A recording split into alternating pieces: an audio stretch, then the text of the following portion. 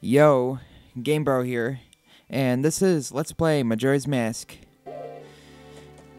Time I head to Snowhead, to the north. New area. But we're not gonna head directly there, we're gonna get a heart piece on the way, showing off a little more of Termina field. So everyone showed much of the field. Pretty much the same dialogue as the guard on the south side. So we will need a couple arrows. They're not hard to find. Just cut some grass and surely you'll find some arrows and other goodies you may need for that matter. And the enemy seem to have dropped a rupee since I had no need for need to refill health. So, and down here, and that slope up there, once we get the next mask, we can actually use that little ramp to, like a shortcut. Seems like Tal keeps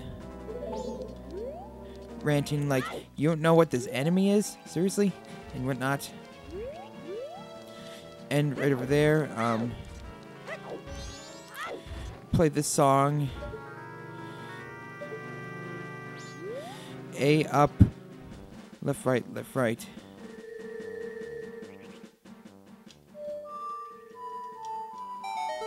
So you can get some rupees, although sometimes a red rupee will pop out instead of just 3 green rupees. So we're gonna drop in that hole and get that heart piece I spoke about not too long ago. And also the bomb mask that does like the same amount of damage as like the jump attack. Referring to this, I feel like this is the best way to defeat the dongos. Well, I say that I kind of screw up there, but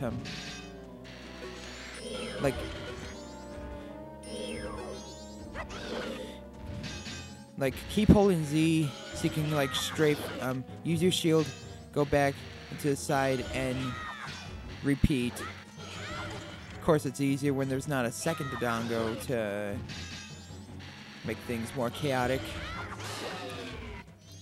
That jump attack does twice as much damage as like stabbing, slicing, by the way. These enemies take 12 stabs or slices.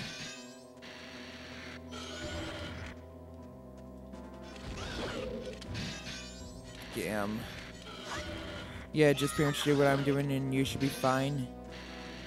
Particularly if there's only one Dodongo you have to face. Yeah, they'll go quickly like at a reflex angle and then breathe fire. It's not hard to see the pattern. And also they drop 50 whopping rupees. How very nice, isn't it? So in here's that heart piece I spoke about. And Dodongos are not a bad way to grind for rupees. I believe we need to deposit 1,000 in order to receive something. I know we need 5,000 for, 5 whopping thousand for a heart piece. I will explore more of Termina field later, but for now, let us head up the slope, take out my bow, and on to the next area.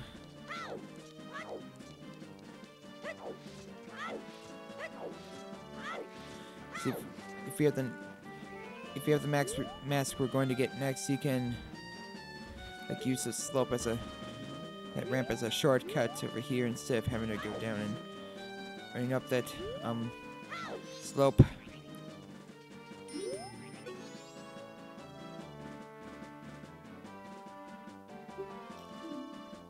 Yeah, 2 shots. I was about to say, not just going to require 1 shot. Fall onto the ice, and we can make it through now. We don't have fire arrows.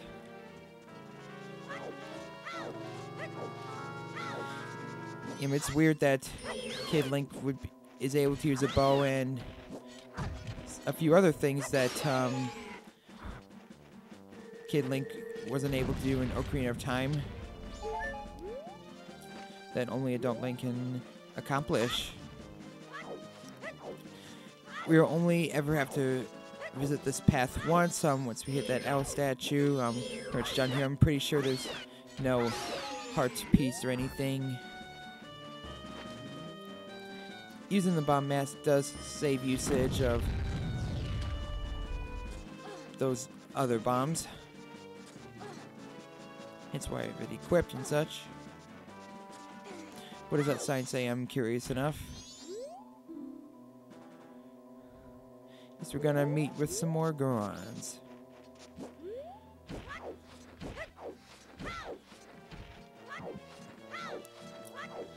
Completely different area. Completely different area than Death Mountain.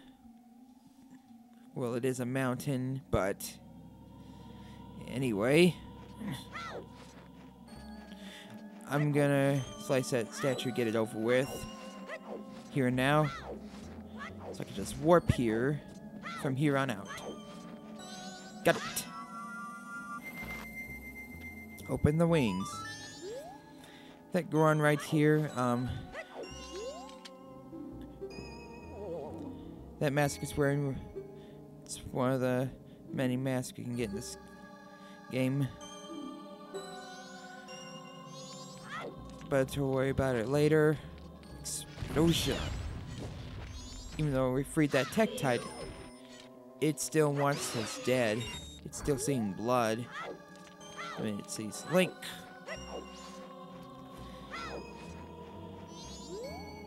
No tense Smithy ahead.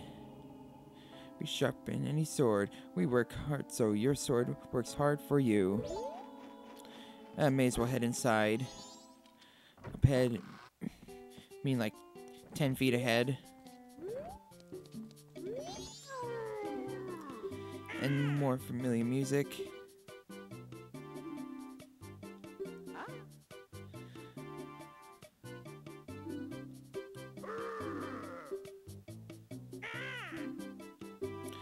Isn't he noisy?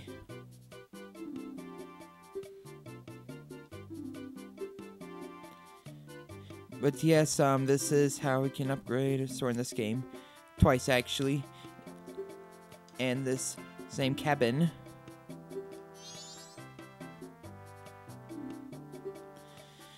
The next sword we can get, for too long, it's called the Razor Sword. It does twice as much damage. However, you can only use it 100 times.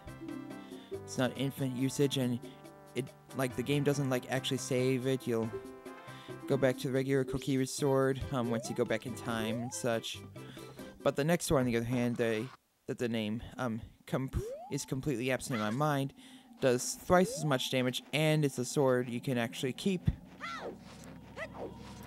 I mean, I may as well get the Razor Sword just to show off, just for the heck of it. But that's not what we'll be having for long. And even with limited usages, it's not a rip-off in the same way like one of the big Goron swords are a rip-off in Ocarina of Time. And here's Tingle.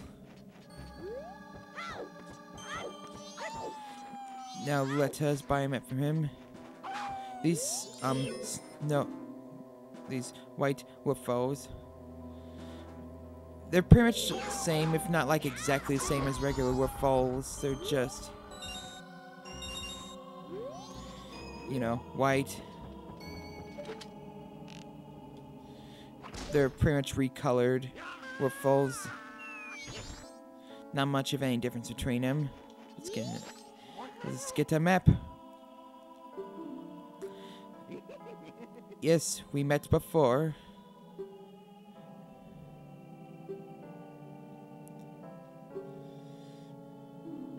You just don't know it. Me having to go back in time over and over.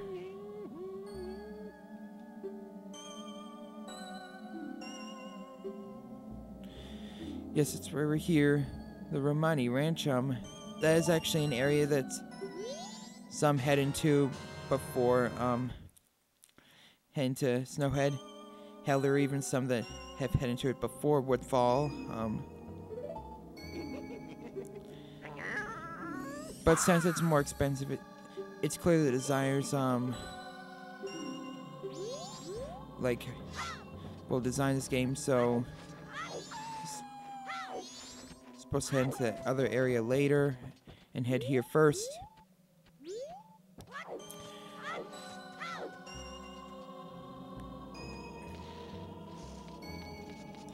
Goron Village. Not at its prime, I assume.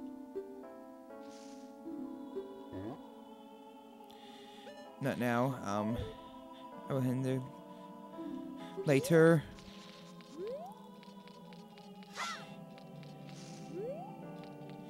And oh shoot, I completely forgot. Dang it. I could have got...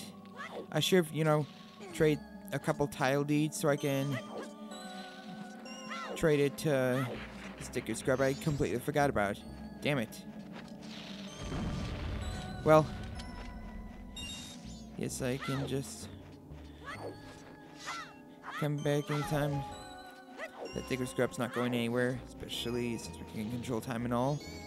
Kapor Gabor. This is like the only time that you will have ever been useful, just a bit. Much was just dialogue that I did not want to read. Granted, when I first got Ocarina of Time, I was in 3rd grade and not that great of a reader.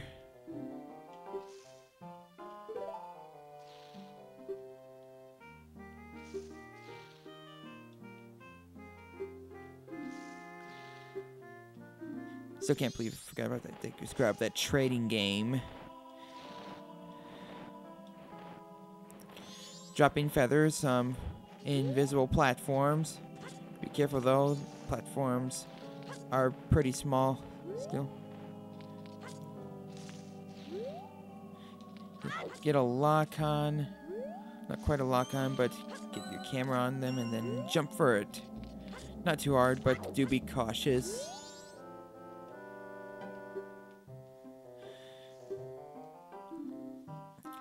Entering the shrine, what we just went through is a hint of what item we are going to pick up in here.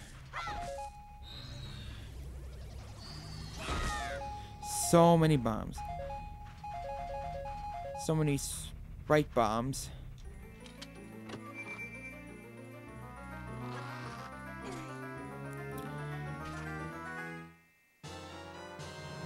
The Lens of Truth makes a return in this game. And you're probably going to use it... Well, I'm not sure if you're going to use it even more in this game, but, like, definitely in Snowhead you're going to be using it a lot. Let's just use regular bombs. It's going to take, like, 10 or so seconds for each time we want to explode with that mask on. Let us equip it, damn it. Of course it uses magic, so use it wisely.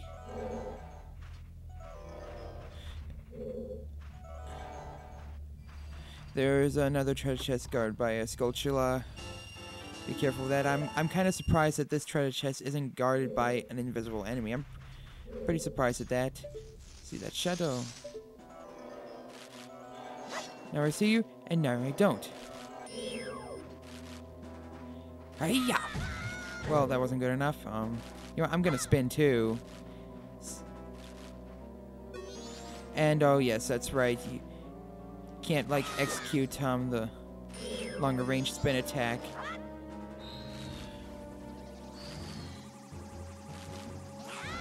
What? What do you mean it missed? There we go. And I see it is almost night at the first day. Yay for arrows. And rupee. 20 rupees. I should really be more careful with magic all the way. did receive lots of magic. More sprites.